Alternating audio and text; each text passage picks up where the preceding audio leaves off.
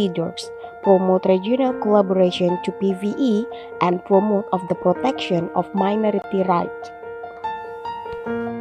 The recommendation of the first sub-regional CSO Forum in Lombok 2018 was submitted to the second sub-regional meeting on counter-terrorism and transnational security that held on November 6, 2018 in Jakarta. The joint statement of the second sub-regional meeting highlighted three important agendas, such as strengthening legal policy and law enforcement cooperation, the role of civil society, and engaging media corporate to weaken terrorist network in social media. This year, the Asian Muslim Action Network, AMAN Indonesia, in collaboration with the Coordinating Ministry for Political, Legal, and Security Affairs of the Republic of Indonesia, are pleased to organize the third sub-regional CSO Forum as continuation of previous sub-regional CSO Forum, which was held in Lombok in 2018, as well as CNCSO and AEPG Strategic Dialogue in Bali in 2019.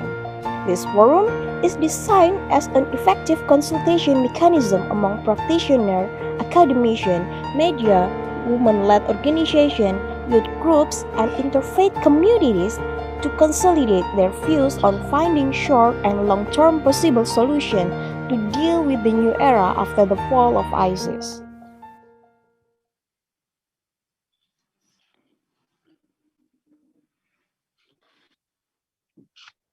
Oke. Sudah itu aja ya. So, okay, welcome back all participants of CSO Forum. So, make sure that you have coffee with you, water, biscuit, anything that you can snack by yourself, serve yourself, and enjoying the second plenary that will focus on discussing the current policy of our government.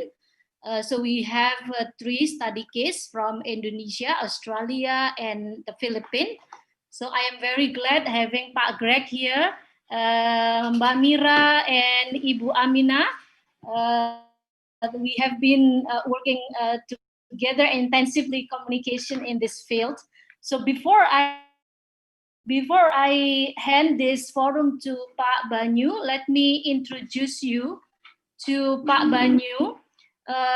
He is a professor of international relations at the School of International Relations, President University Indonesia.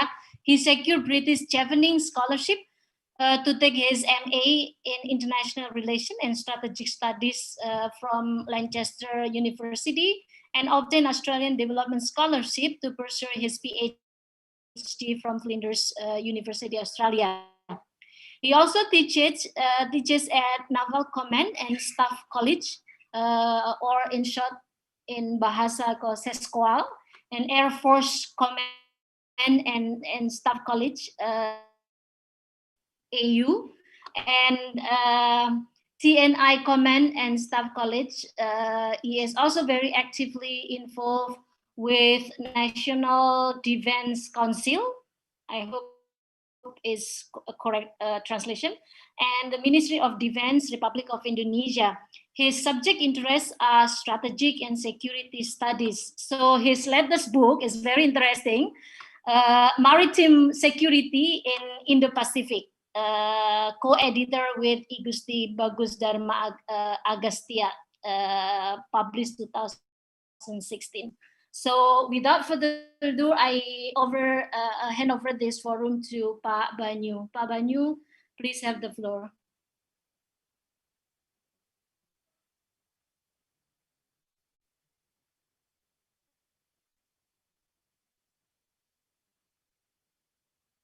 Not hearing you. Okay. Yes. Okay, thank you. Thank you very much, Mbak Ruby, for a very nice introduction.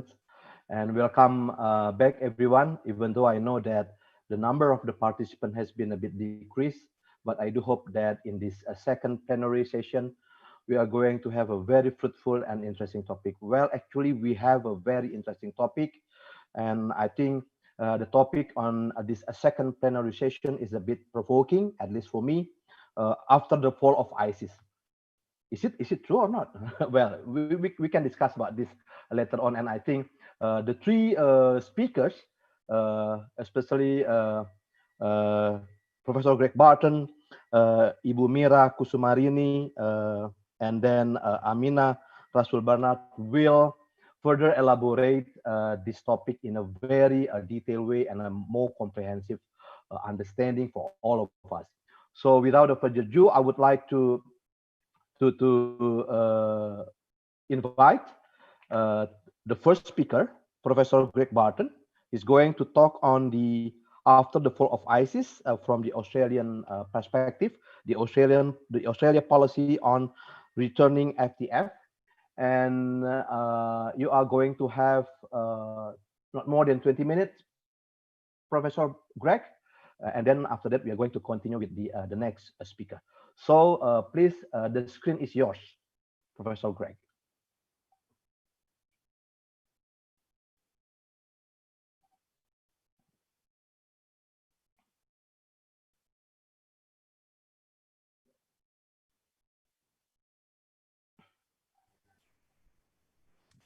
Thank you, Pak Banyu. Selamat siang, selamat sejahtera, assalamualaikum. Thank you, Bu Ruby, for this invitation. I have a lot of slides to get through in 20 minutes, so I'll move quickly. I hope that the slides are not a distraction. They're not so important, and I've sent through the presentation if people want all the details. So I'll just move through quickly. I will be speaking about the Australian position, the policy position on returning foreign fighters, particularly women and children. A bit disappointing, and as a result, I'm going to set a background position for what I think we need to be considering. So I don't think Australia is there yet in a policy position. We are all struggling with this. It's a tough policy area, but I'll argue we need to do better. So let me just share my screen. My presentation is based on an article I wrote. This was published April of last year, so some of the data is a little bit out of date, although sadly in this area things haven't really changed too much. So I've sent that through on the chat group as well if you want it. So as you know, one of the unique things about ISIS, Islamic State, is that during its period of its caliphate, not so much lately, it's still around certainly, but during the period of the caliphate and before, it drew in foreign fighters on an unprecedented scale. We think at least 42,000 foreign fighters. As you would know, half of them came from the Arabian Peninsula and the Maghreb, but another quarter came from Europe and a quarter from Asia Pacific, including Australia. Australia, we think probably around 250 people went. And of course, it's not just people who traveled, but people lived there in this so-called caliphate and had families, had children. And so there are many children too whose nationality is being contested, but are in a terrible situation in camps in Syria. We need to take responsibility, I think, and that's going to be the theme of my presentation. I'm not happy with the Australian policy position because I think it doesn't take responsibility. I think it's fair to say that in my position, this is obviously personal, I'm not speaking for anyone else, but most policy analysts and most security practitioners in Australia, including in bodies like ASIO, our domestic intelligence agency. So this is not a soft liberal position, it's a hard-nosed realist position, as well as I hope a compassionate one. The reason I'm not happy with the policy is to do with elected officials and choices at the moment. I understand that, and I'll make the case. So we couldn't imagine that the Australian terrorist who was involved in the Christchurch attack in March of last year, killing 51 people, that we wouldn't take him back if New Zealand said take him back. And that's on the cards. If they said take this guy back, we should take him back. It'll be expensive. We understand that. New Zealand has done the work with the court process.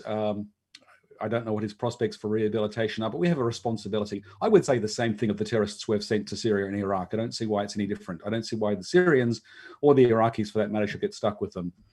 But let me just background this a little bit. We're coming now on, this figure is even out of date now, coming up to the end of this year, it will be 19 years of the so-called global war on terror. When we first went off to Afghanistan, of course, the peace process in Afghanistan is a mess. Tragic attacks continue on schools and universities in Kabul and elsewhere. And it's pretty clear that the military approach to ending terrorism just hasn't worked. It's cost the US government over $6 trillion. It's cost at least 500,000 lives around the world, including in Syria and Iraq. And it's led to very large scale refugee flows and internally displaced people flows. I understand that why people thought this might work, but it hasn't worked. We've got to face up to the mess we've got now. These figures, by the way, come from Brown University, a study done 2 years ago, looking through US government figures. So it reflects US government federal spending, mostly borrowing, actually. So whilst we talk about the defeat of ISIS, and this session is framed as post-ISIS, we know that it's after the so-called caliphate. ISIS itself has not disappeared, unfortunately.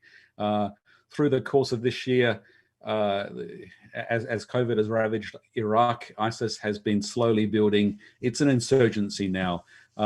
Back in the beginning of last year, General Joseph Votel, who was responsible for US military operations in Iraq and Syria, said, what we are seeing, this is going back to March of last year, is not the surrender of ISIS as an organization, but in fact a calculated decision. They're taking their chances in camps for internally displaced persons, or going to ground in remote areas and waiting for the right time for resurgence. And since then, indeed, they have been resurging. They operate by night in Iraq and parts of Syria, terrorizing small communities, basically still getting taxation money from them, standover money, and showing no signs of being depleted. And they have immense financial reserves. So this is an inconvenient truth. We just point out that this is a long-term pattern before the rise of Islamic State, so-called, coming out of Al-Qaeda. If you go back to Al-Qaeda's formation back in Afghanistan in the 1980s, we've got a 4 decades pattern of steady growth. The red line here is the upper estimate of the number of fighters, the yellow line, the lower estimate. Take the lower line if you like, but all of that so-called global war on terror really hasn't changed that curve. It bent it for a while, but it's now steadily rising back upwards. It's not to say counterterrorism efforts don't work. They have been working in Indonesia and the Philippines and Malaysia. They've saved many lives, but we are stuck with a resilient threat. One of the reasons I think we should be doing more is that we should be helping the Syrian Democratic Forces. These are the largely Kurdish fighters who defeated the Islamic State Caliphate. They had air support and other help. And of course, events in Iraq helped them. But it was really these guys who did the work. Many of them were female fighters, many very brave. They're not perfect. There are some mistakes made, some war crimes. But basically, these guys were fighting for their lives, and we owe them a debt. And we should be standing with them. So when they say, would you please take back your foreign terror fighters, I think that the very least we can do is through due process begin to do that. Otherwise, it's hypocrisy in my view. I'm going to quote a couple of reports here. Elizabeth Dent wrote a very good report for the Middle East Institute back in March of last year, the unsustainability of ISIS detentions in Syria, basically saying it was very unstable, that this was not a situation good for anyone.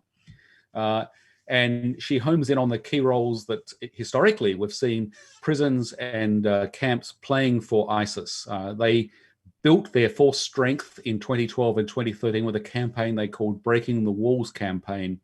In other words, breaking people out of prisons is what ISIS does.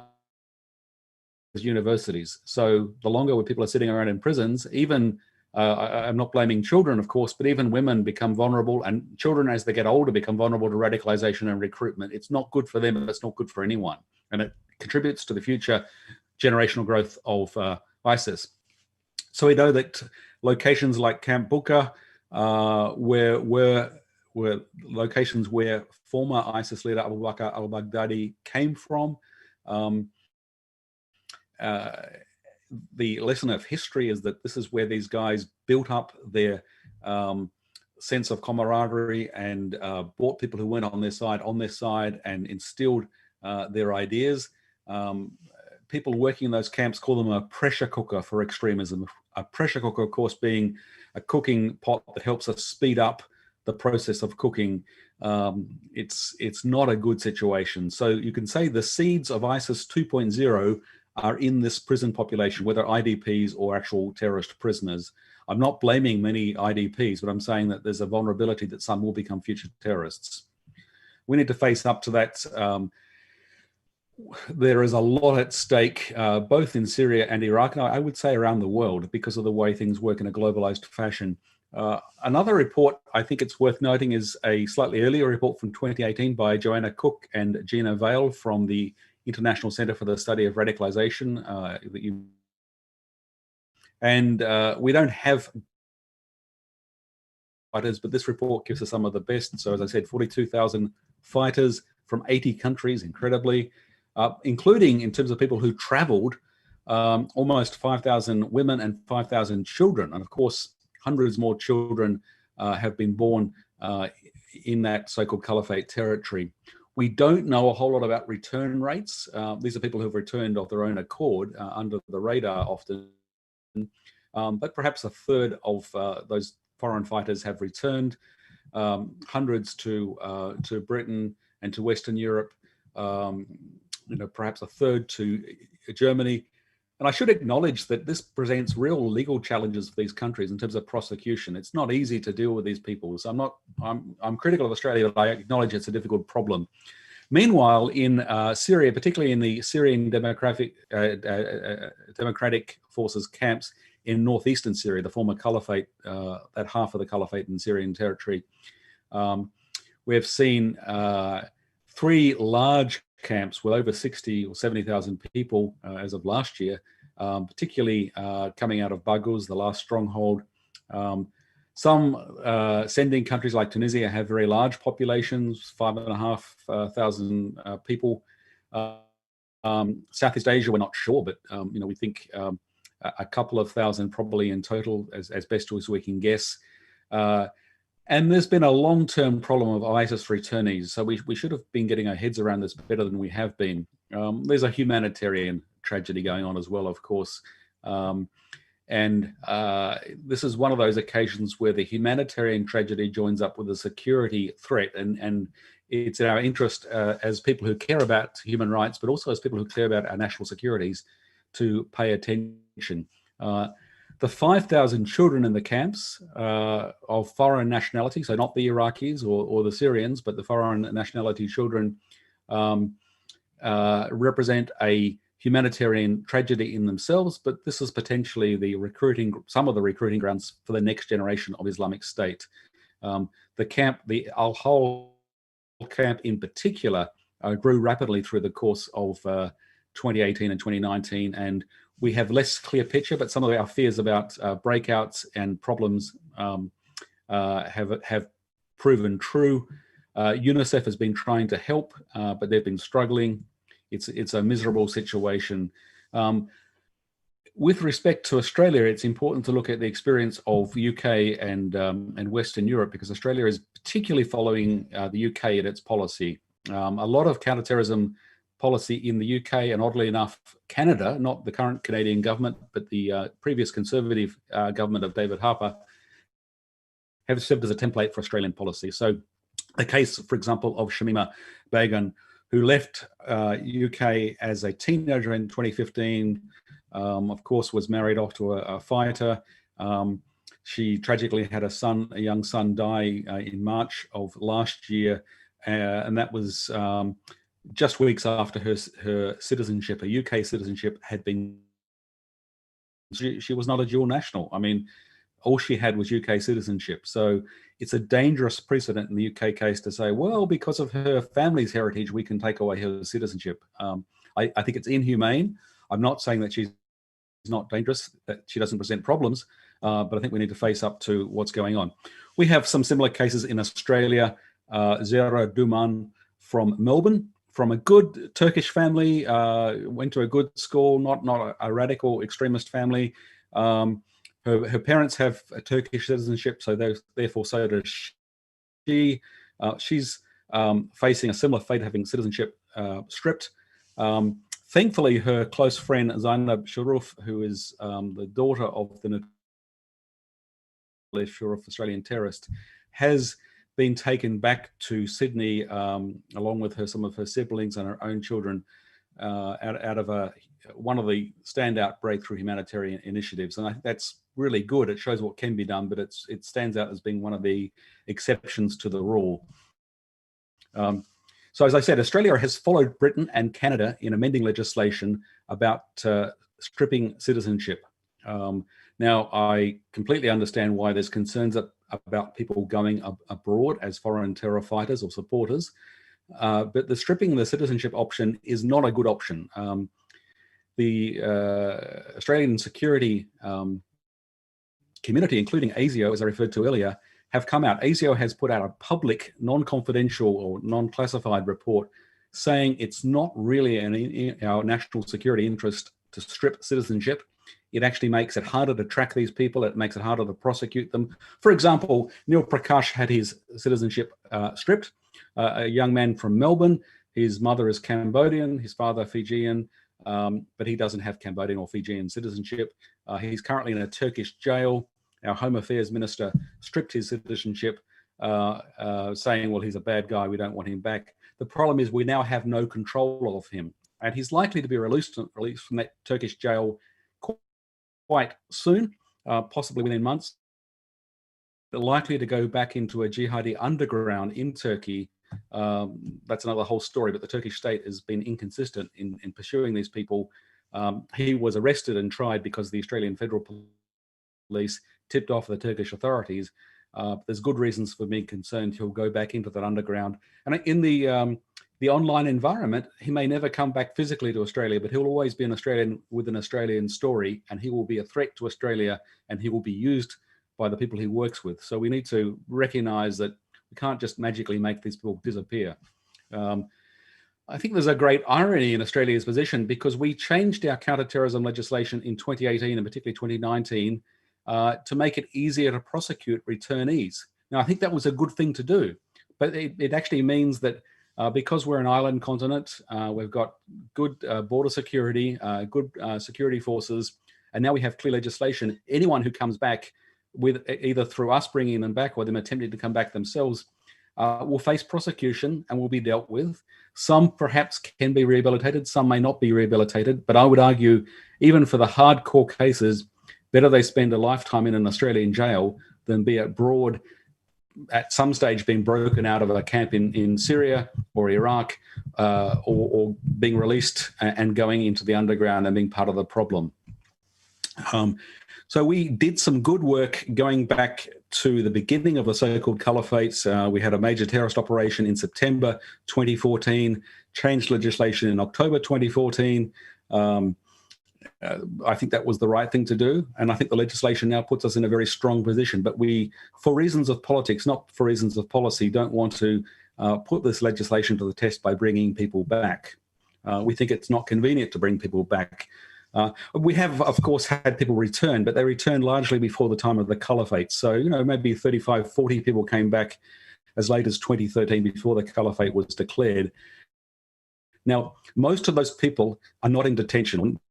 None of them are in detention. They're not, they're in some cases facing prosecution, but for the most part not, because it's been very hard to prove culpability. It's been hard to prove that they were involved in supporting Jabhat al-Nusra or ISIS. They typically claim they were doing humanitarian work. Now, I understand that's a legal, difficult challenge, but because of the legislation we brought in October 24 of Raqqa or to the city of Mosul in Nineveh province, then by definition of that new legislation, the onus of proof would be upon you to demonstrate you were not working with Islamic State and not part of the caliphate. And that puts us in a very strong, clear legal position compared with almost every other country. But even so, we've said we don't really want to deal with these people. A piece of legislation brought in February of last year allowed delay being a threat to public safety. The irony of this is I would argue that delaying the repatriation actually makes people more dangerous because either they will be recruited or if they're already radicalized, broken out of prison, possibly. But for women and children, they may well die a horrible death from disease or violence. And that's our responsibility. But just in terms of national security, if they are radicalized, they are taken out of those camps or prisons, then they're a threat, and we can't really deal with them when they're abroad. If they're back in Australia, we have some way of controlling them. So the Syrian Democratic Forces is asking for help. It's saying, please take responsibility and take back your problems. Like I said, we wouldn't take, we would, if New Zealand said take back the terrorist who did the murders, the terrorist attack in Christchurch, we would have to say yes. And I think the same thing applies here. The SDF has worked very hard. Its resources are stretched very thin. It's now battling COVID and other problems. Of course, President Bush threatened to pull out American forces, which makes them even more exposed, both to the Syrian regime and to other forces. So we need to recognize they're in a precarious position, and their success is our success, as it has been so far. Take a humanitarian position. We might be in Australia able to succeed in delaying repatriations, but I can't see any good coming of this. I know that it's difficult, but I think the least worst of all the options is to take people back for humanitarian reasons, but also for it's been said now for the last 2 years that the clock is ticking and time is running out. Well, it's true that the SDF has retained their territory and these camps still hold, but there's lots of news of prison breakouts and releases. See that they face justice. Even some of the teenagers need to face justice because there are serious problems, but I would argue, and I think it's going to be more costly in the long run if we do. So in conclusion, we've had this politics of talking tough on terror. I understand it completely, but the talking tough on not allowing people to return to Australia is actually contrary to our best interests. Now, I remember when Pak Jokowi visited Canberra earlier this year. It was very exciting, but I was very disappointed to hear that as he wrestled with the decision of whether Indonesia should take back people who had gone to Syria, on balance, the decision was going against that. And I think the same argument applies for all of us. It's tough bringing these people home, but it's in our best interest to do so. Thank you.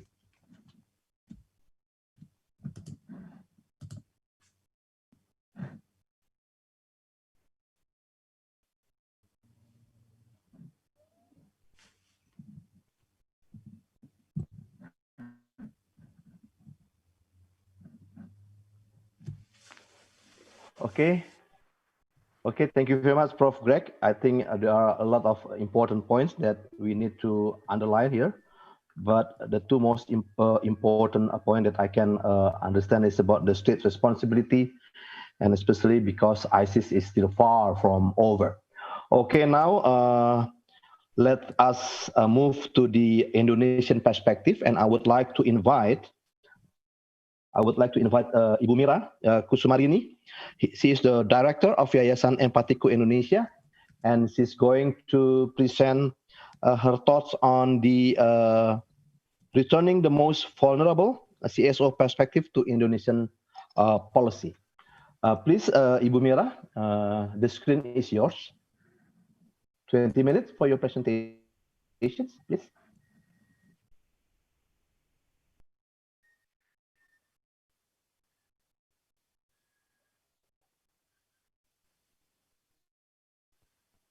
Okay, thank you very much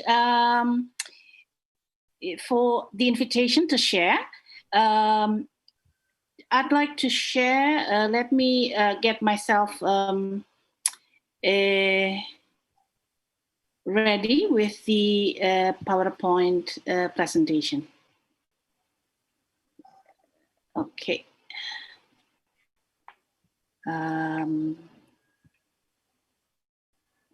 Okay, so good afternoon, everyone. It's been very interesting since the morning session that we've been discussing our challenges, and I would also acknowledge and appreciate our efforts, contributions addressing this issue. So, oh, sorry, this is The last a moment, please. So I'd like to share our perspective on the policy measures in countering violent extremism, especially in with regards to our response to the returning the most vulnerable here, in this case, women and a little bit of background on the issue in Indonesia, that we have thousands of Indonesian citizens joined ISIS in Iraq and Syria since 2014, 2015. However, by 2019, over 500 of them have returned to Indonesia, and we learned that 75% of them are children and women. And we learned that post the fall of ISIS in Syria in 2019, hundreds of Indonesians and the rest of the fighters up in refugee camps. And we learned also that most of these fighters are women and children. We learned from UNICEF that 514 Indonesian children among these in the refugee camps. So in response to the situation early this year, the government issued a policy statement to limit the returning of the Indonesians only to children under 10 years of age. So this is still in the discussion around the response for the adults. However, in October 2020, the SDF released at least 600 fighters from the camp. So the urgency of the policy response is in front of us. Timing is very, critical, as we need to move forward our response to the challenge.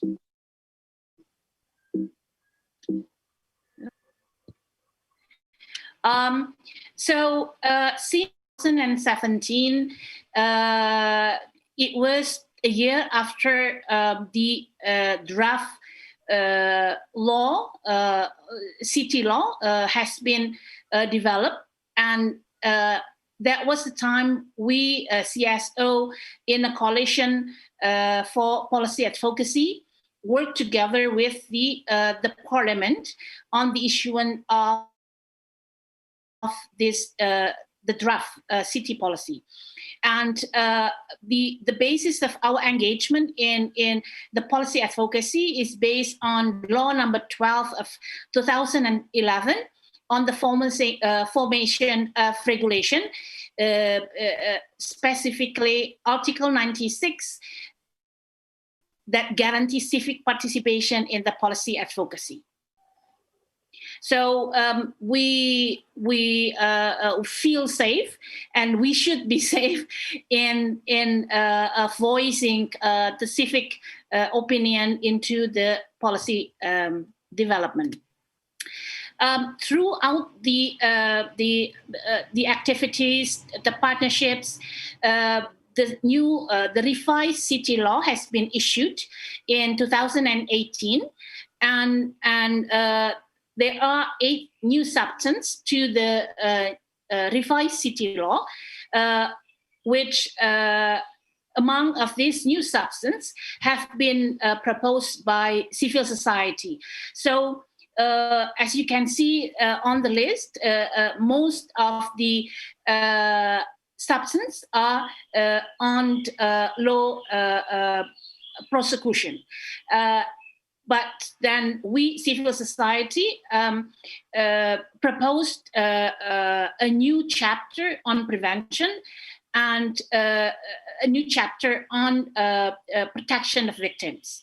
We also, of course, raised the importance of civic engagement in the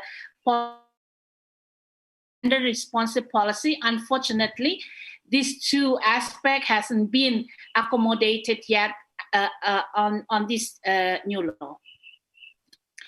But then there's still a lot of opportunity that civil society continuingly monitoring and working on the policy advocacy.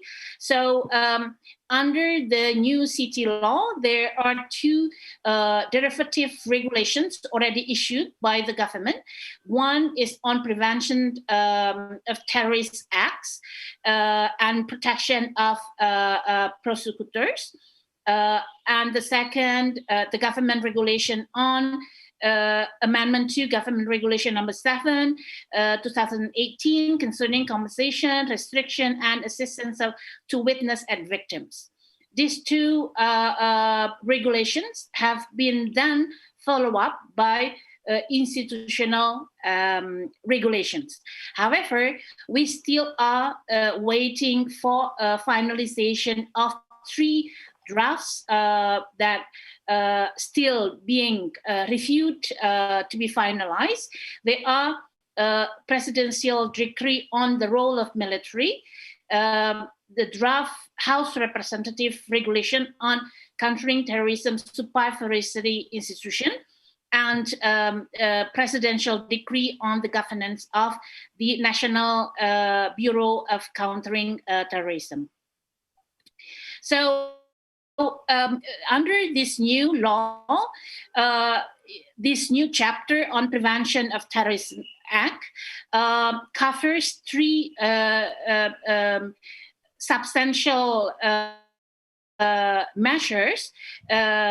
One, that the nation should have a national preparedness system, which defines as a system or national preparedness in a condition being ready to anticipate the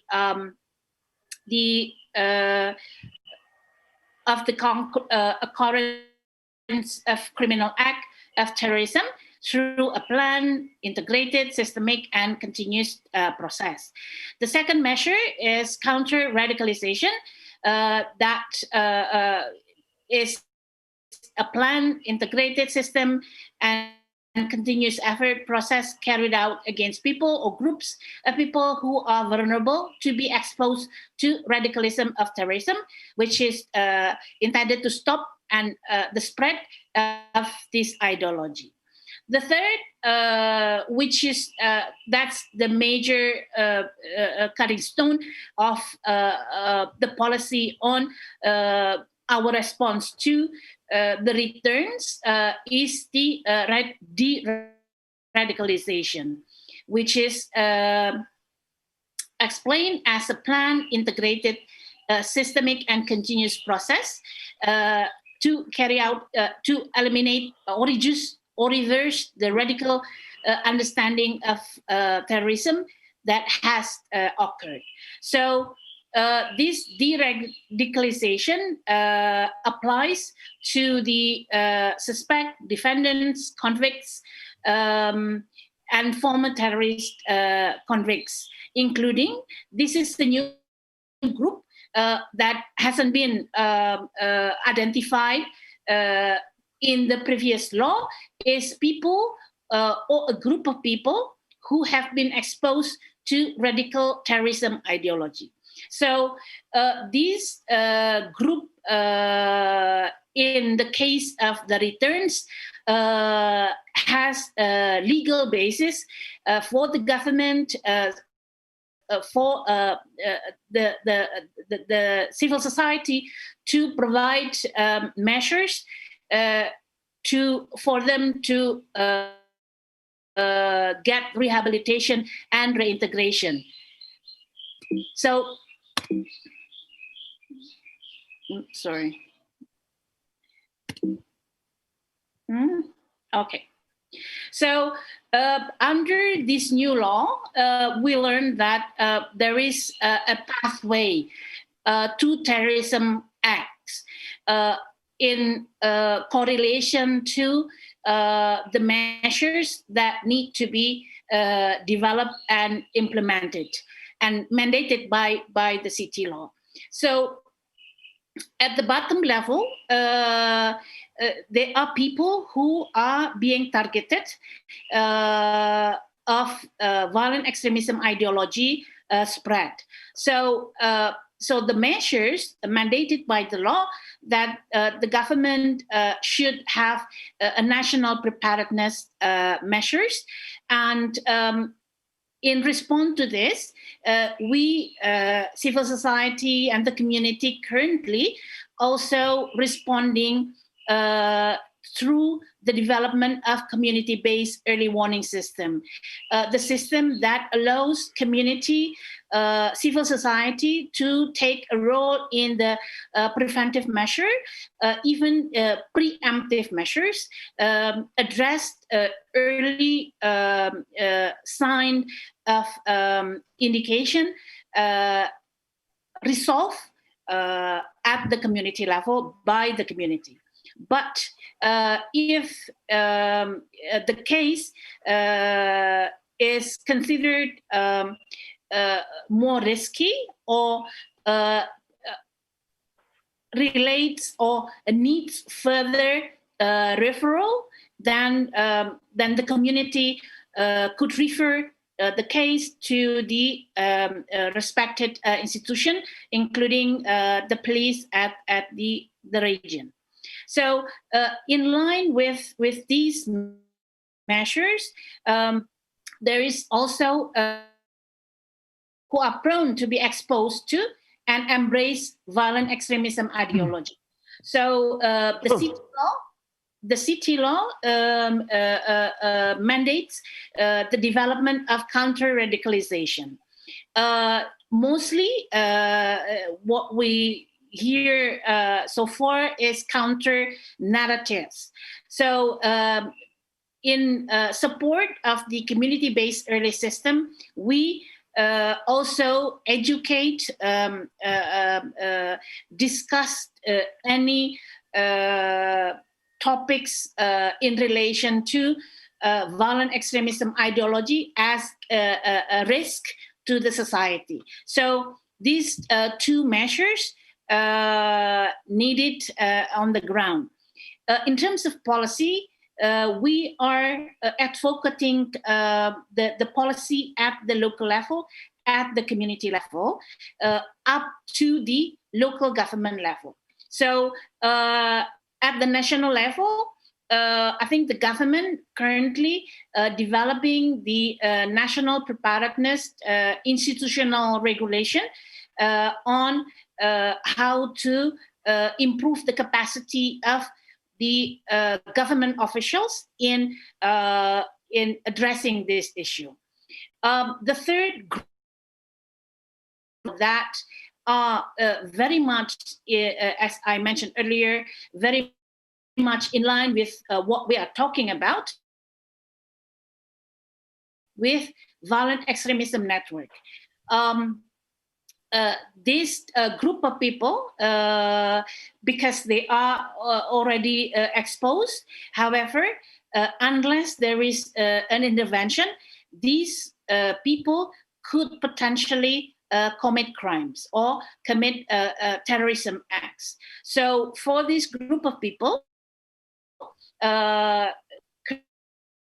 returnees, deportees, and domestic referrals from the police receive de-radicalization program or rehabilitation and reintegration. And for this group of people, the de-radicalization considered measures outside the correction system. The last to the path is individuals already commit terrorism acts, and the measures is clearly followed through the judicial system.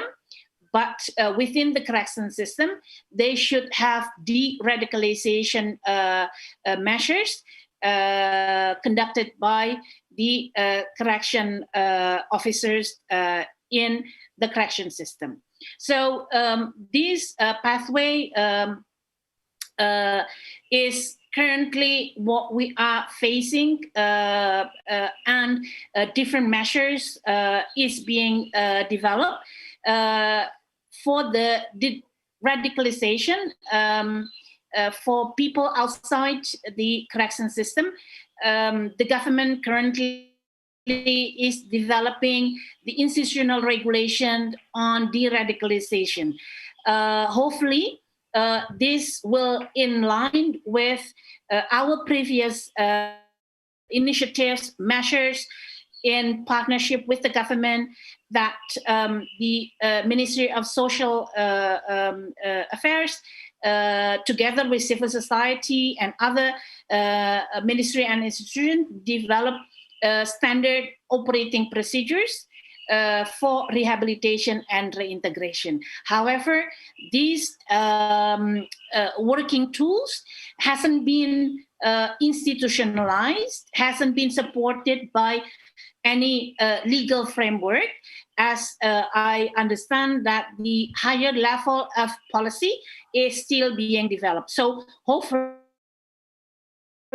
the two measures, the national, ministerial, as well as the local government level of policy development could jointly be developed anytime soon.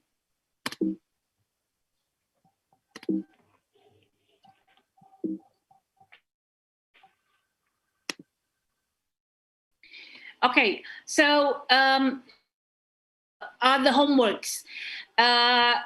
I think there's a lot of homework that need to be done and need to be advocated, as we from civil society would like to ensure that all regulations should consider the engagement of civil society, especially in addressing social stigma, discrimination, that which part of the society that imposed the problem, and so we would like the regulation also gender responsive, as we understand that which the problem currently and related to women and children affiliated with radical groups. So currently we are continuing our policy advocacy on these derivative regulations from the government regulation number 77 of 2019 on the national preparedness on de-radicalization and on counter radicalization. We also see opportunities and a missing gap under this policy is the engagement of the local government. Even though it's written their key involvement in the government regulation number 77 of 2019, but there isn't any yet local government issue any local regulations related on terrorism act prevention. So currently we are advocating the local governments to develop, because under the current law, there is this is not mandatory for the local government to develop local regulations, but there is that the local government, based on need, could develop such regulation. So in the rehabilitation and reintegration process, or the de-radicalization process, local government is leading at the local level, is leading in the reintegration process. So they need a legal framework to regulate how the program is implemented, who should be involved, how much resources should be allocated, and everything. So local government should have the local regulation and provide the guidance for the implementation. In addition to the above regulations, we also have some homework in the institutional regulation on the persecution, especially that how all legal law executors deal or address or respond with the new challenge that potentially involving women and children. So fortunately, we have a new regulation, Supreme Court regulations number 3 of 2017 on guidelines for judging women in conflict with the law. So this would help judges address cases that faced by women in the judicial system. However, this regulation not necessarily applied by other institution, the police or the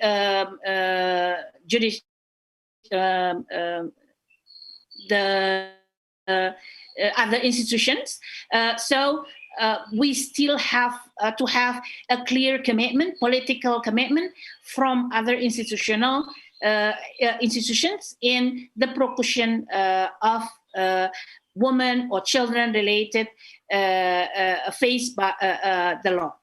The last is important in the prosecution. The prosecution is the fact that more and more children could potentially become the perpetrators. We understand that in all instances, children are victims of the violent extremism. But in the case that children should face the law, then we advocate the application of restorative justice for the children. So I think that's it, Mas Chair. I would look forward to having the discussion. Thank you very much.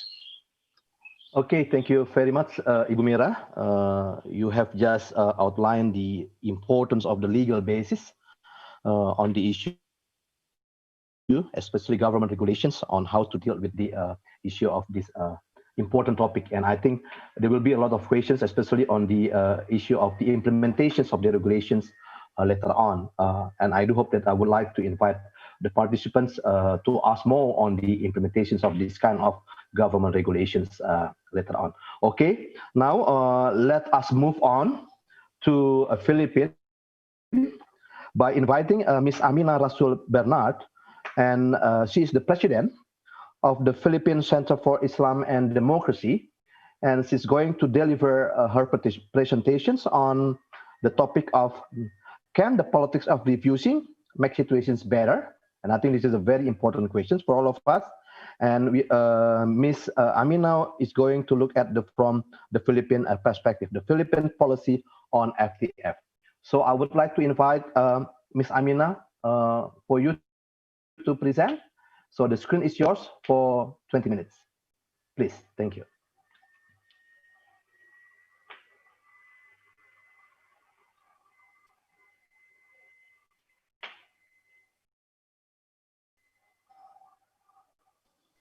Hello, can you hear me? Yes, very clear. Yes, I had requested Ruby for someone to help me with my presentation with the PowerPoint. Is it available already? Yeah, I think so. Just wait for a moment. Yeah. It's good to be virtually connected with all of you. Yes. And all of you looking healthy in spite of... Yes. Yes. Thank You too. You look Yeah. fresh. less stress from pollution and traffic. Traveling. And but traveling to Jakarta is never stressful. I miss the satay and nasi goreng. and nasi goreng and batik. And Tanah Abang. Absolutely. Okay. Ruby had asked me to talk to you this afternoon about the policy of refusing. And I had to ask her, what do you mean by policy of refusing? So now let me tell you something about the Philippine situation with regards to our Filipino terrorist fighters abroad and their return. Well, first of all, we know that ISIS is losing ground in the Middle East and has found other ways to remain relevant and to regrow their influence. It has intensified operations in conflict areas here in our region, such as in southern Thailand, the Rohingya communities in Myanmar, Indonesia, southern Philippines, Malaysia as well has not been immune. Oh, the first, please. Just the first slide. ISIS has claimed successes in terror acts in a region such as the Marawi siege. Oh no, I'm still on the first slide. Like the Marawi siege, for instance. And this has provided much needed gasoline to fire violent extremism, leading to successes in further recruitment in our communities. Thus, ASEAN, as a regional organization, and its member states are in a very tough situation when dealing with the issue of their nationals who have become terrorist fighters in Syria, Iraq, and other ISIS-influenced areas. And the question really is, what do we do? The fear is that our nationals returning home from the battlefields of Iraq and Syria only threaten to increase the capabilities of their home countries' extremist organizations through sharing of battlefield maneuvers and tactics, as well as inflaming anti-government sentiments. As of 2015, our government had estimated there were maybe at least 100 Filipino nationals who were involved in Syria, many of them training in Iran. As the returning nationals find ways to come back home, the options available for governments to deal with the problem are very limited. Next, please.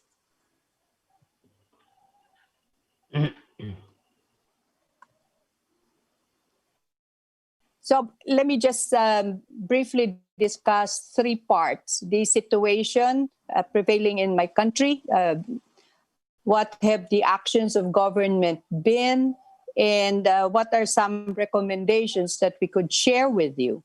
Next, please. You know, Muslims in the Philippines have not been a stranger to joining ranks of foreign fighters. Way back in our history, way back in 1658, the Sultan of Brunei requested assistance from his cousin, the Sultan of Sulu, to quell a civil war, a rebellion. And in compensation, he gave Sabah to the Sultan of Sulu, an act which today is still creating a lot of problems, particularly between the Philippines and Malaysia. So historically, we have been sending fighters to fight foreign wars. During the administration of President Fidel V. Ramos, the U.S. government reportedly recruited Muslim Filipinos to help the Afghans wage war against then USSR. In fact, then Secretary of State Hillary Clinton publicly said that the people we are fighting today, we funded them 20 years ago. Let's, in effect, saying, let's go recruit these mujahideen to fight in Afghanistan. Let them come, she said, from Saudi Arabia and other countries, importing their Wahhabi brand of Islam so that we can go beat the Soviet Union. So this idea of Muslim fighters going abroad to fight others' wars even had the support of strong countries in the West, like the United States. In fact, former Foreign Secretary Robin Cook of the UK believed that the CIA had provided arms to the Arab Mujahideen, including Osama bin Laden, writing that bin Laden was, though, a product of a monumental miscalculation by Western security agencies. Throughout the 80s, he was armed by the CIA, funded by the Saudis to wage war against the Russian occupation of Afghanistan. This particular situation in Afghanistan has, in many ways, developed groups that today have gained strength in areas like southern Philippines and have become part of the ISIS or ISIL or Daesh. One Filipino who have been the subject of much analysis was a member of the royalty of Sulu. His name is Muhammad Reza Lahaman Kiram, who in 2018 was listed by the UN Security Council as an associate of ISIL or Al-Qaeda, and he was listed for participating in financing, planning, facilitating, preparing, or perpetrating of acts or activities by, in conjunction with, under the name of, on behalf of, or in support of ISIS. He was named as a senior ISIL member, and with him, he brought his wife, a young woman named Ellen Barriga, a convert, and the two of them went to Syria and became part of the fighting troops. The problem is our government does not really have a policy on what to do with these Filipinos when they are captured. Next, please. When we look at their motivation, as in the case, for instance, of fighting in Afghanistan, it is the Ummah, the faith of the Ummah, that has been a very strong magnet. The view of persecution, oppression, discrimination, and injustice committed against the Ummah by the Satan of the West has been used to great effect to entice mujahideen from the Philippines, from Indonesia, and elsewhere in Southeast Asia to go and fight in these foreign wars. And the indoctrination of this young mujahideen, in many ways, we can trace back to the time when the oil-rich countries in the Middle East started using part of their fortunes to support missionaries and send these missionaries to Southeast Asia, to the Greater Asia, to North Africa and other parts of the world, bringing with them a very fundamentalist, oftentimes very narrow perspective of faith. And in many ways, this particular interpretation has nurtured the seeds of extremist thought in our communities. So when you have these kinds of motivations, you can see the lure of ISIS in getting our young people to go and fight a foreign war. And the family ties, the idea of families fighting together is also something that has been documented. In the case of Kiram, he and his wife brought their daughter, and when they were in Syria, they raised essentially a family. So what do you do with the children who are not necessarily foreign fighters, but are innocent, so are trapped in such a situation?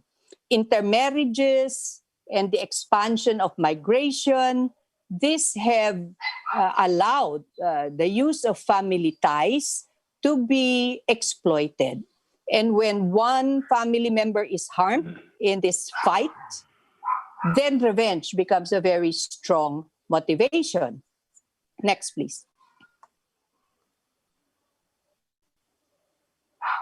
Next, please. Okay. So the Marawi siege, led by two brothers, Abdullah and Maute, the Marawi siege attracted more than 100, that's the estimate that I've seen, more than 100 foreign fighters to come in and become part of the ISIS communities in Mindanao. And this influx of foreign militants have continued to flow into southern Philippines. Next, please.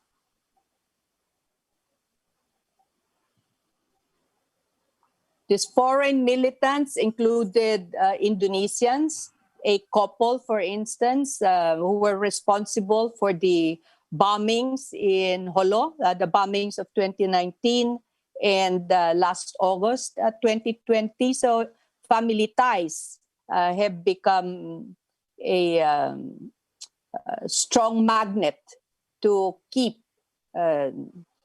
these individuals together to fight in a war that essentially is not really theirs. Next, please. So what's our government doing about it? Not just about the terrorist nationals or abroad, but about family members who have been dragged into these conflicts. Well, first, we don't really have a black and white policy on Filipinos who are suspected or identified as foreign fighters abroad.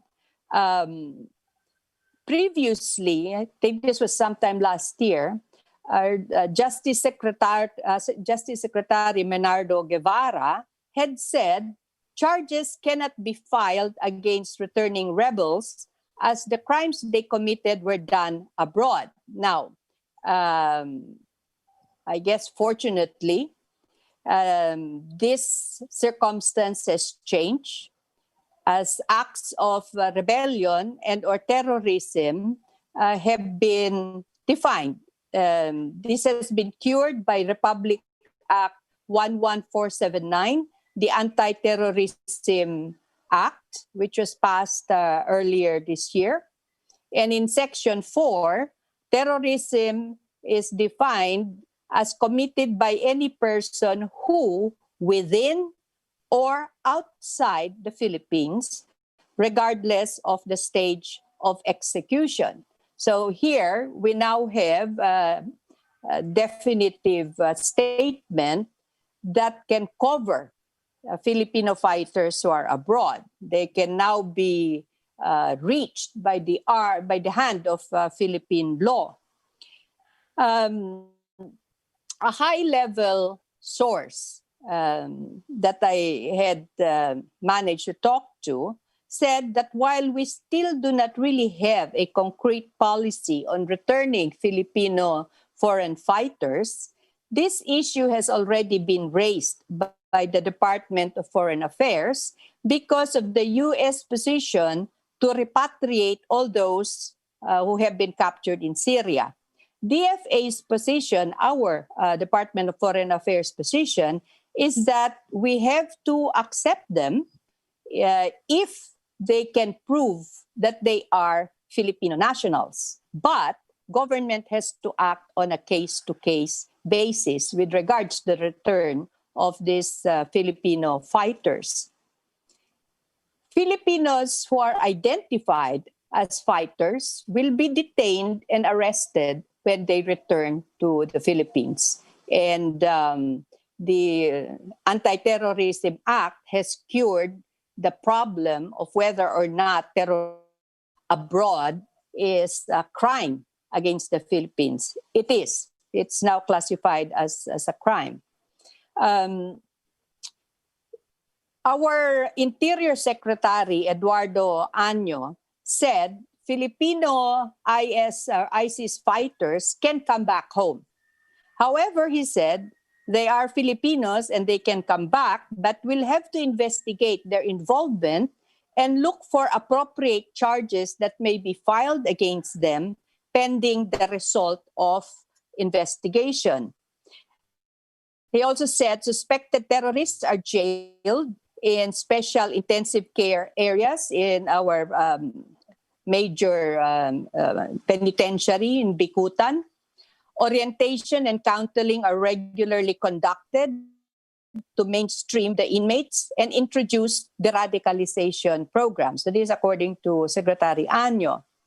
Armed Forces of the Philippines spokesperson, Brigadier General Edgardo Arevalo said, security-wise, those who have been identified and have cases filed will be arrested upon their return to the country. So these are very specific actions of government with regards to returning fighters. So yes, they can return, but they will be arrested and brought to the court system.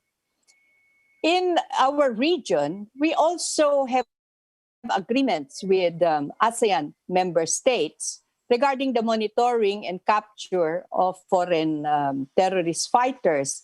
But I haven't really seen concrete programs detailing the implementation of these agreements. Next, please. Now, we have this list of actions of government that they can take once we have returning foreign fighters.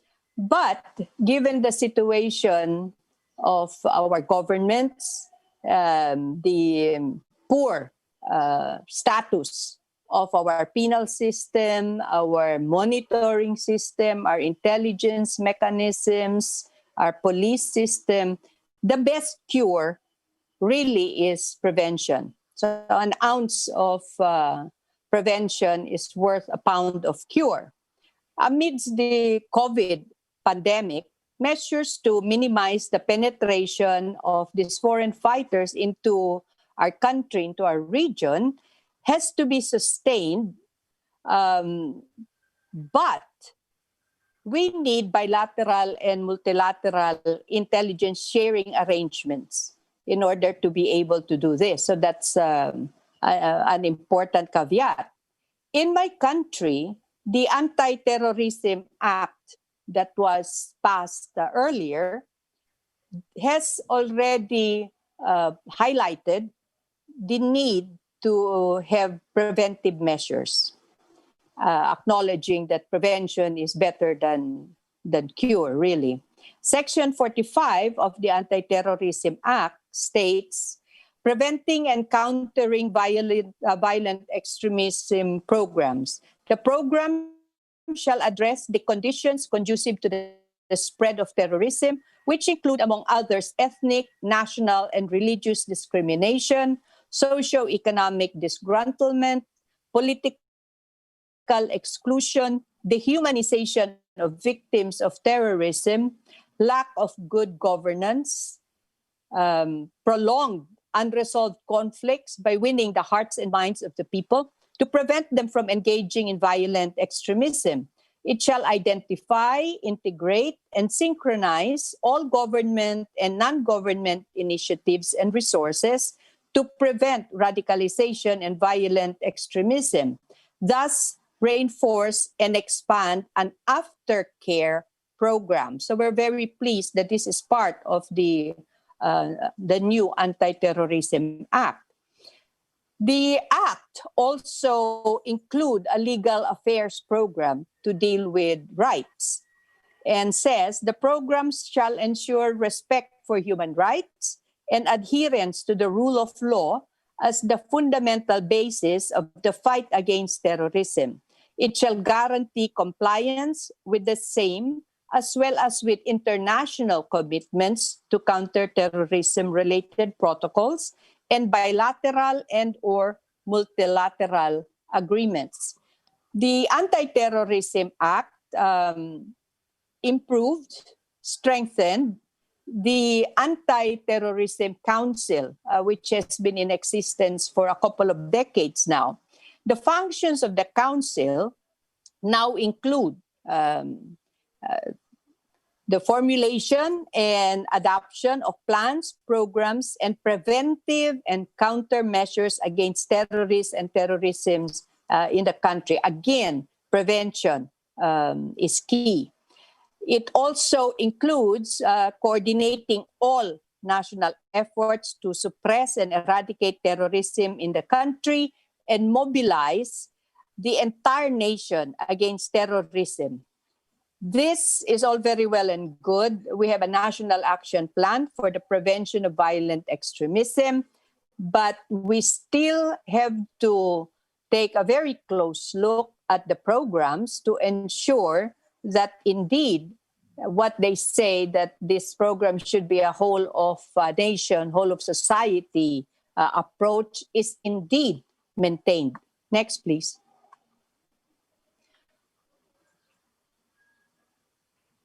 So I've shared with you what is available within the ranks of government in dealing with the return of foreign terrorist fighters who are Filipino nationals. But there is so much that needs to be done. I'm not going to address at this point too much about the National Action Plan for PVE because Ruby had asked me to focus on the return of Filipino foreign fighters. So let me just say that a very important thing for us is the improvement of interagency coordination and information sharing. One military source that I had talked to had said that one of the problems is the entry of suspected Filipino foreign fighters. They don't really have too much of a hand in it because at the airport or in the port systems, it is under the domain of the Bureau of Immigration. But now the new Anti-Terrorism Act provides a little bit more power to the Anti-Terrorism Council to improve coordination and improve the information sharing. So we need to be able to do this. The second, once you have got them back home, you put them in jail, and chances are they're going to radicalize other inmates. So it is crucial to improve the jail system, to incorporate deradicalization programs. Now, in my country, for several decades now, there have been deradicalization programs, but these were being conducted by faith-based organizations and civil society. It is quite crucial that our government bring in the CSOs, the faith leaders, and develop the radicalization programs within the penal system. Which brings me to the third recommendation. It is crucial that we do involve civil society and religious leaders and teachers as we design, not just implement, but design the radicalization and rehabilitation programs.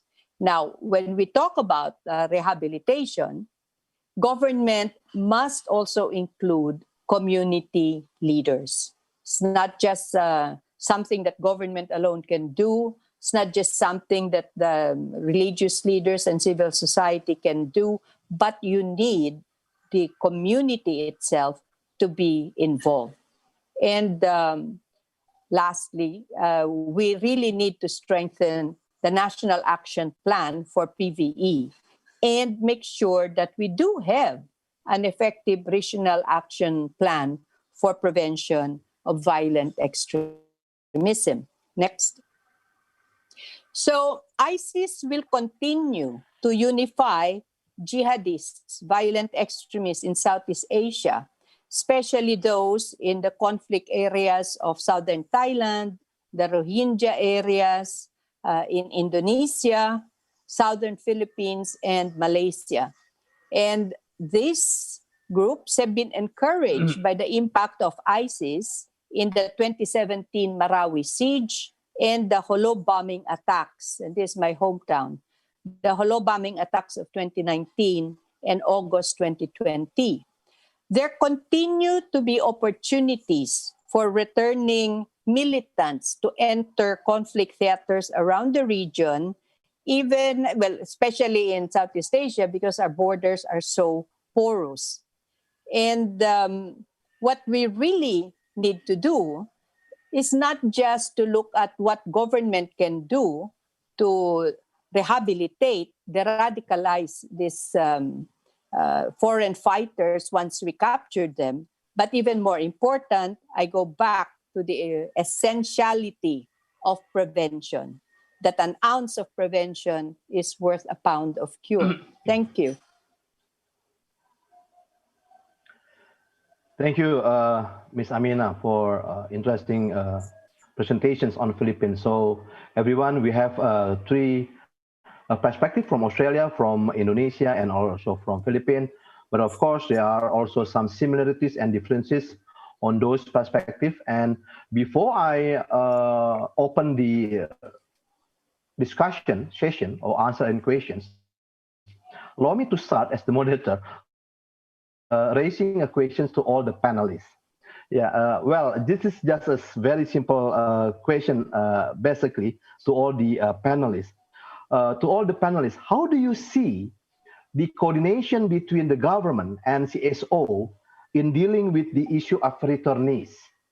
Or to put it another way, what kind of coordination between the government and civil society in your own respective country, for example, deal with this kind of issue of returnees? So I would like to invite Professor Greg, Mira, Ibu Mira, and also Ms. Amina to respond to my questions.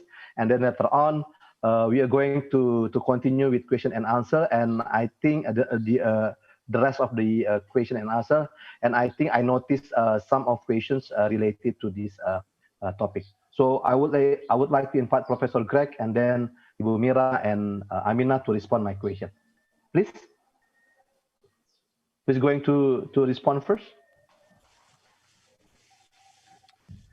Thank you, Banyu. I'll make a quick response because there's not much to say. The good news in Australia is there's some quiet cooperation behind the scenes, and it does make sense that this is low key and behind the scenes because, for example, the family of Khalid Sharuf was a very bad man, but his kids certainly deserved the help that their grandmother gave them in getting them back to Sydney, and they are being helped, and it can't be discussed in public for very good reason. So that shows that this is possible.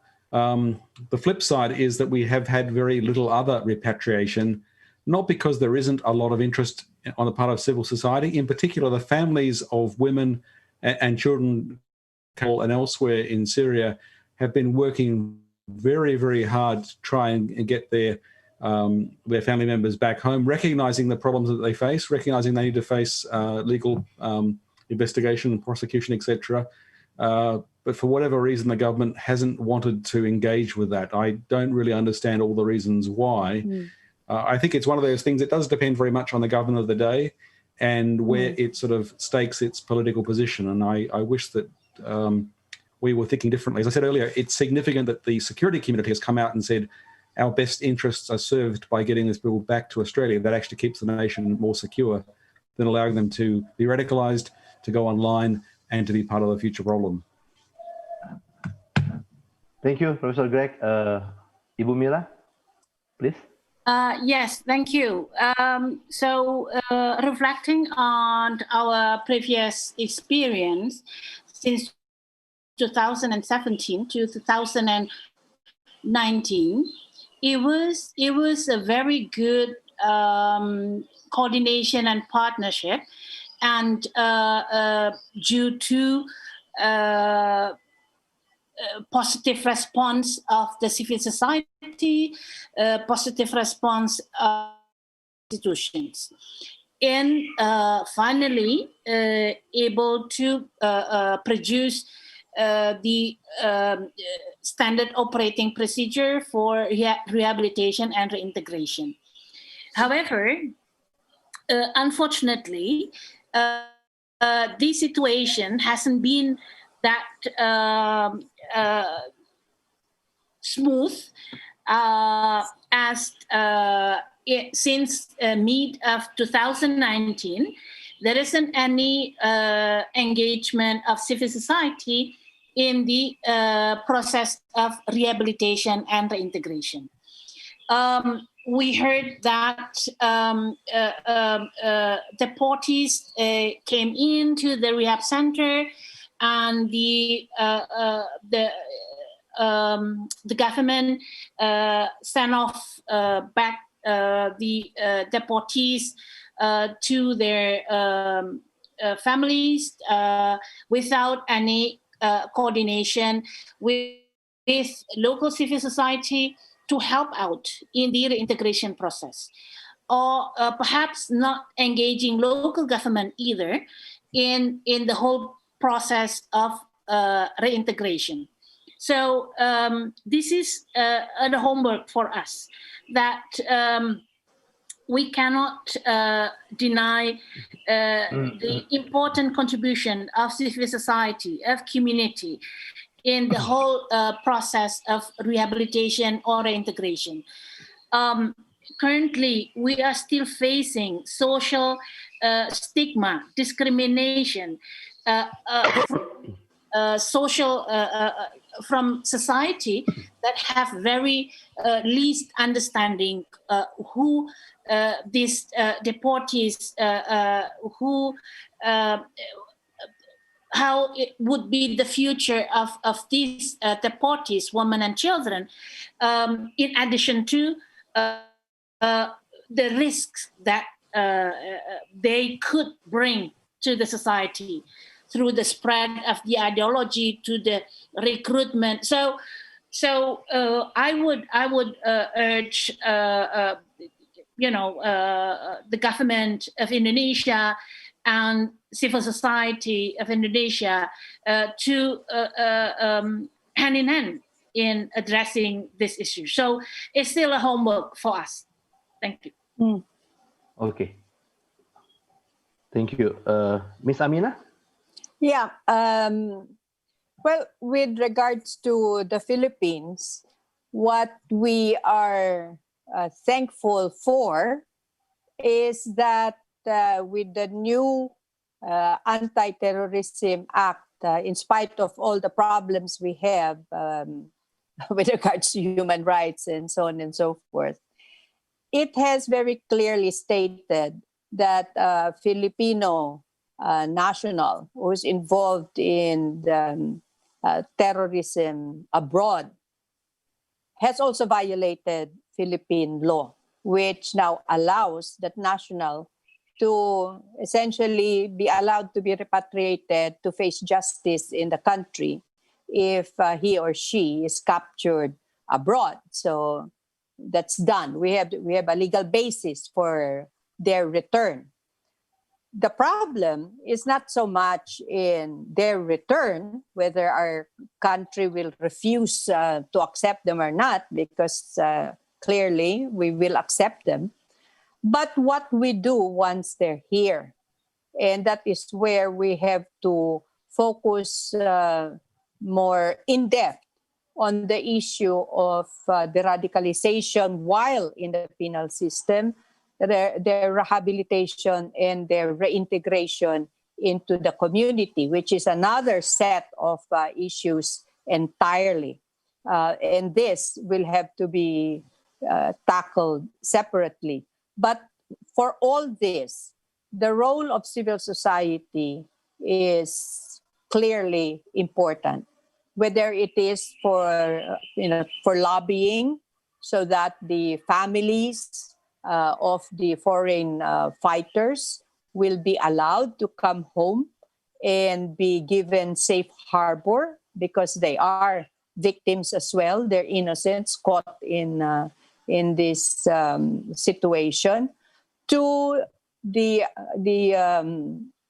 very real need for the reintegration, the radicalization and rehabilitation of the foreign fighters once they have been put within our penal system. So much needs to be done. I'm just thankful that there is no black and white policy in the Philippine government to refuse the acceptance of Filipinos who have been arrested or detained abroad as terrorist fighters. Okay, thank you, Ms. Amina. And I noticed that there is one question to Ibu Mira. Ibu Mira, what is the difference between FTF Task Force of BNPT, Badan Nasional Penanggulangan Teroris, and FTF Task Force of Kemenko Polhukam, and how both institutions could coordinate or share duties in repatriating the orphan children below 10 years old of age from Syria? So that is the questions. So please, Ibu Mira, if you are going to respond to these very interesting questions as well. Thank you. Yes, thank you for the question, Mbak Ruby. I would actually love to hear from Pak Pri, but let me reply on this question from CSO perspective. So, of course, we would love to see and to work on any coordination measures. Yeah, we witnessed actually the gap in our previous years among government ministries and institutions along in countering violent extremism.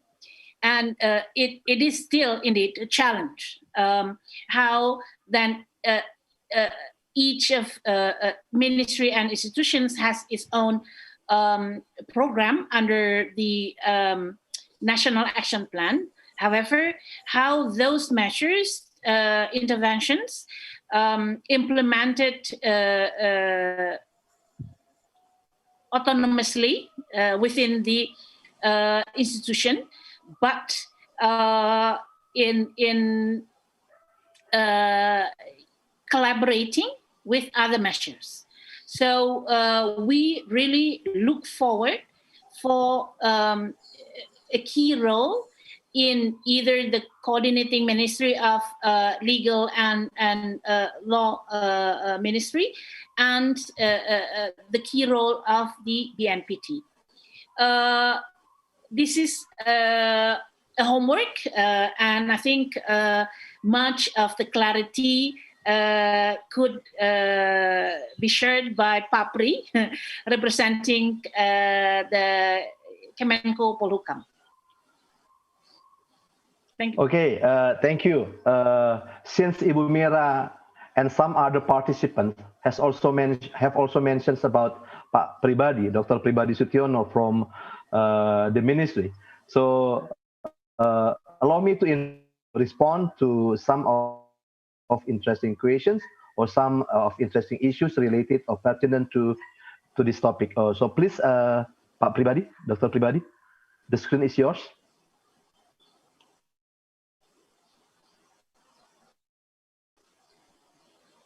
Pak Pribadi, are you there?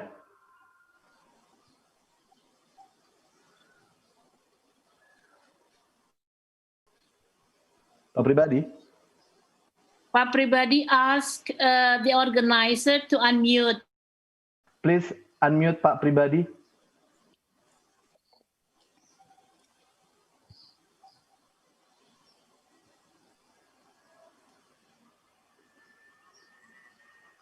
Hello?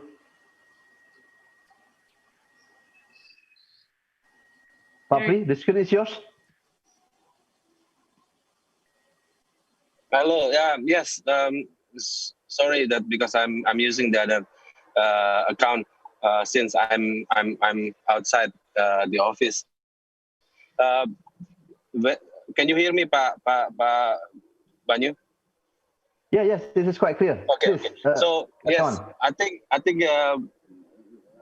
regarding the question of Ibu Ruby on how we what is the difference between the FTF, the task force FTF that already has been established, and the other FTF.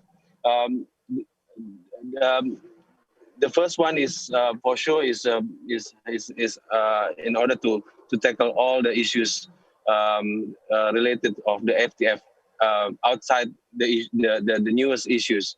I mean, like someone from the Philippine, for example, or someone from the Afghanistan or the others. But the other one, the new one was established in order to have a to tackle the issues of the FTF, the returnees, especially for the children, the orphanage children under 10 from Syria and Iraq. That's the difference. And in doing so, I mean the new FTF task force is all in order to they have three tasks. First, what we call the before border, which is they will try to identify and verifying the children, and after that at the border, which is issues on immigrations. And the other one is the after border, which is this might be also the issues of the CSO as well. That's the difference between the first FTF task force and the second one. And also, I just explained about the policy of Indonesia on the returnees of this orphanage of 10 years old orphanage. I think that is my explanation, Pak Banyu. Thank you very much. Mm-hmm. Okay, thank you, Dr. Pribadi, for responding some of the issues pertinent to the topic of the session. So I think I would like to invite Pak Greg to further elaborate, and I think this is a very interesting question on the Australian policy from Anis. Does the Australian government have any priorities on returning the FTF? For example, Indonesia limits the return to only the orphans below 10 years old. And if there is any resistance in terms of social acceptance in Australia, and how do the Australian government is ought to address this issue? Pak Greg, Prof. Greg, if you are still there, could you respond a bit further on these also interesting questions? Thank you, Pak.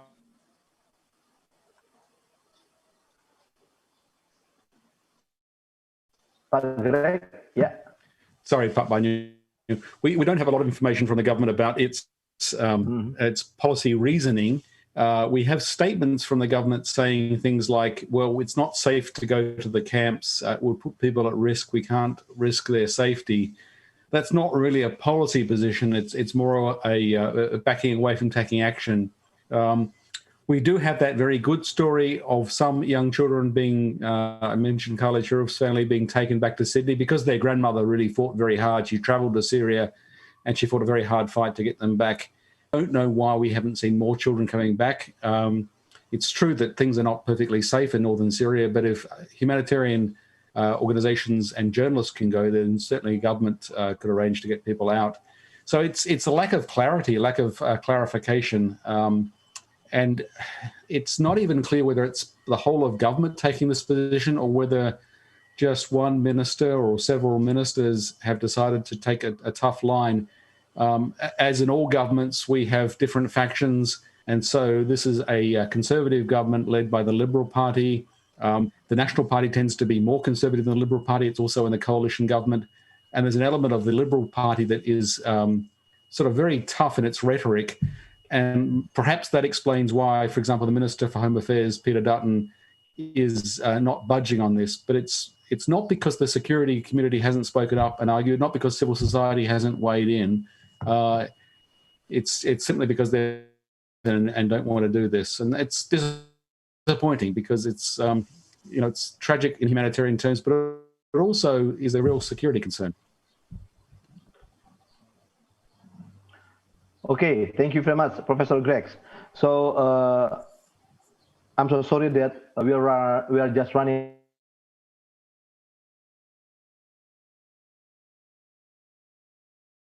very interesting and fruitful presentations and discussions from all the participants. And because we are just, I think I have moved beyond my time, so I would like to give the screens back to Ibu Ruby. So thank you very much, everyone, for these very interesting questions. And thank you, Ibu Ruby, for inviting me as the moderator for this important plenary session in the CSO Forum. Thank you very much, Ibu Ruby. The screen is back to you. Thank you, Pak Banyu. Thank you, Pak Greg, Mbak Mira, and also Ibu Amina Rasul, that actually provide a different angle dealing with returning women and children. In particular, if this morning speakers provided us with the perspective of looking at the trend, but I think Ibu Amina also reminded us that we have a history that interesting also to trace back what happened with our culture to consider a better policy, in particularly dealing with issue of citizenship, issue of the state responsibility, and of course the future of women and children, despite they are engaged or forced to engage in violent extremist group. So friends, tomorrow we still have 2 sessions and one speech from Professor Ruhaini Zuhayatin. So we are going to start the same time by 9 a.m. On time. This is the beautiful of online platform. We learning how to be on time. And then we have a session relating with to see from the women, peace and security lens, also looking at what happened on different countries under sub-regional. So, and also by last session, we'll explore new conversation that I think we also interested to develop more. What will be a nice conversation or next conversation after ISIS defeated. And thank you so much. So I am looking at for your attendance for tomorrow, and then after this all the session, then we can have like sharing some of the draft of recommendation, hopefully. So have a good day for the rest of all of you. I saw some of people just joining this afternoon. So welcome for tomorrow's session. Thank you so much for all the speakers and moderators today. Assalamualaikum warahmatullahi wabarakatuh. Thank you.